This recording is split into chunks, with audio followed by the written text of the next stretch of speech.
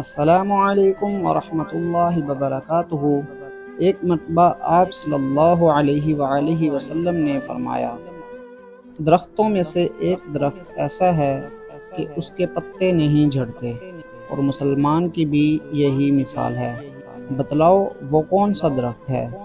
یہ سن کر لوگوں کے خیالات جنگل کے درختوں میں چلے گئے۔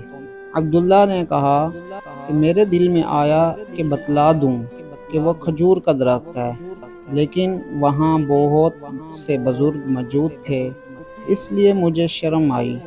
آخر صحابہ نے عرض کیا، یا رسول اللہ صلی اللہ علیہ وسلم، آپ ہی بیان فرما دیجئے۔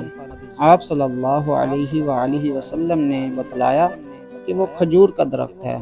امید کرتا ہوں آپ سب کو یہ ویڈیو پسند آئی ہوگی۔ ملتے ہیں نیکسٹ ویڈیو میں۔ جزاک اللہ خیرہ۔